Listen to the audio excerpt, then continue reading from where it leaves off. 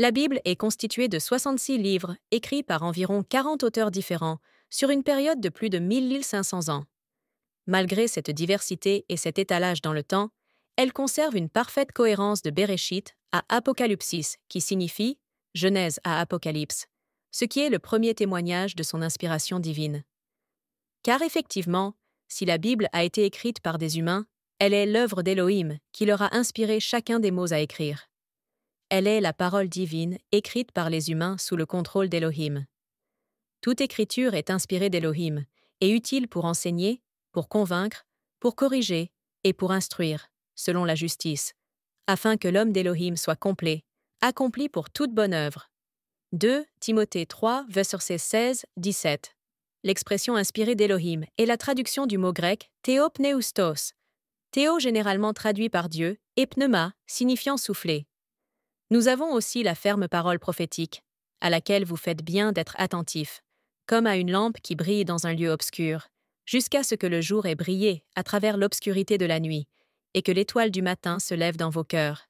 Sachez d'abord ceci, qu'aucune prophétie de l'Écriture ne vient d'une interprétation particulière, car la prophétie n'a jamais été autrefois apportée par la volonté humaine, mais c'est portée par le Saint-Esprit, appelé Ruach Kodesh en hébreu, que les saints hommes d'Élohim ont parlé. 2 Pierre 1, versets 19-21. C'est ainsi que depuis Moshe qui veut dire Moïse, jusqu'à Yohanan, appelé Jean en français, les paroles d'Élohim ont été écrites par leurs auteurs, ou leurs scribes, sur différents supports, tels que le papyrus, le parchemin peau d'animal et le papier. De ces écrits originaux, il ne reste aujourd'hui plus aucune trace, mais seulement des copies, et des copies de copies, ainsi que des traductions anciennes et des citations. Constitution du canon biblique.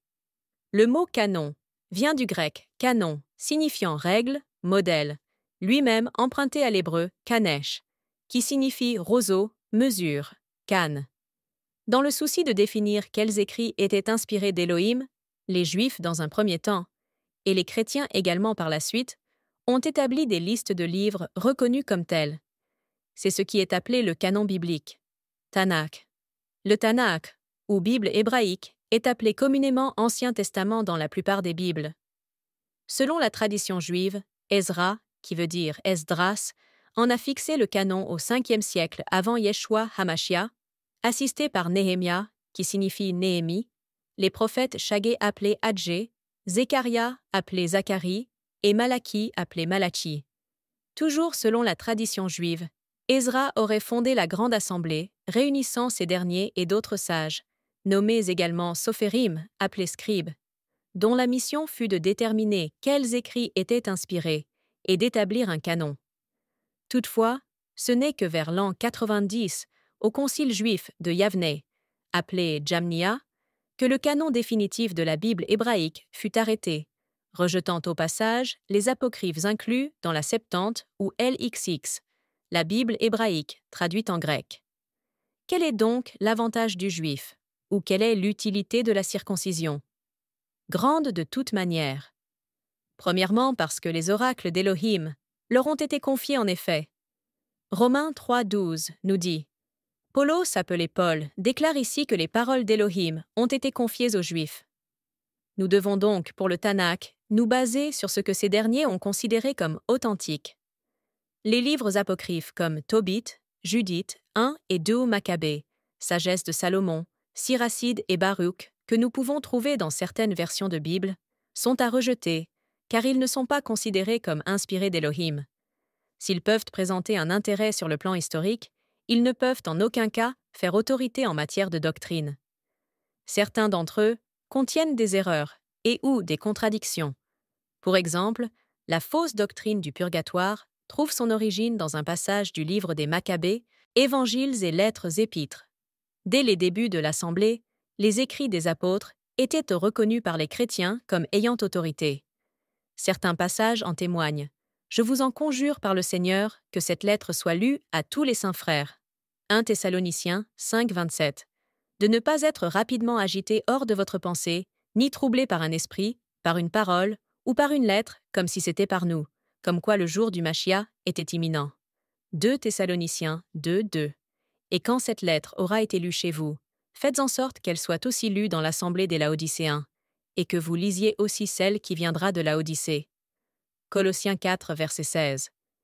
Et considérez comme salut la patience du Seigneur. Comme Paulos, notre frère bien-aimé vous l'a aussi écrit, selon la sagesse qui lui a été donnée. Comme il le fait aussi dans toutes ses lettres, où il parle de ces choses, dans lesquelles il y a des points difficiles à comprendre, que les personnes ignorantes et instables tordent, ainsi que les autres Écritures, pour leur propre destruction. 2 Pierre 3, versets 15 à 16. Après la mort des apôtres et des témoins directs de la vie de Yeshua, le besoin est vite apparu de regrouper et déterminer les écrits considérés comme inspirés d'Élohim. Pour l'assemblée Église primitive, principalement 2 critères ont été retenus comme déterminants. L'autorité apostolique, c'est-à-dire que l'un des apôtres associe son autorité aux écrits, et la valeur déjà reconnue dans les assemblées locales qui étaient destinataires des écrits. Ainsi, les grandes étapes de la formation du canon sont les suivantes. À la fin du 1er siècle, tous les écrits sont reconnus par tout ou partie de l'assemblée.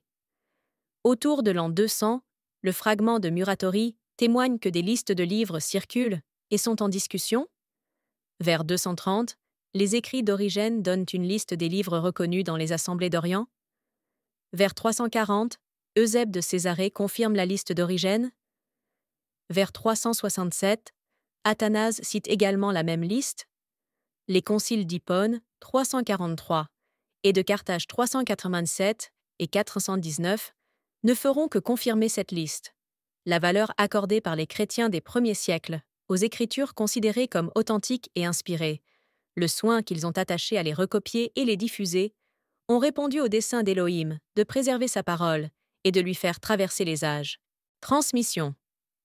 Jusqu'à l'invention de l'imprimerie au XVe siècle, la copie des Écritures était le travail des scribes. C'est ainsi que nous possédons plusieurs milliers de manuscrits, dont des Bibles plus ou moins complètes, des livres entiers et de simples fragments. Également, pour témoigner des textes hébreux et grecs originaux, nous pouvons compter sur diverses traductions anciennes, ainsi que sur les citations des Écritures faites par les chrétiens des premiers siècles dans leurs échanges.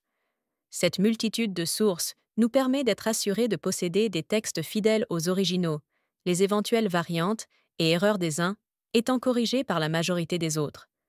Quand bien même certaines variantes posent davantage de difficultés que d'autres, aucune ne change la doctrine et le message global de la Bible.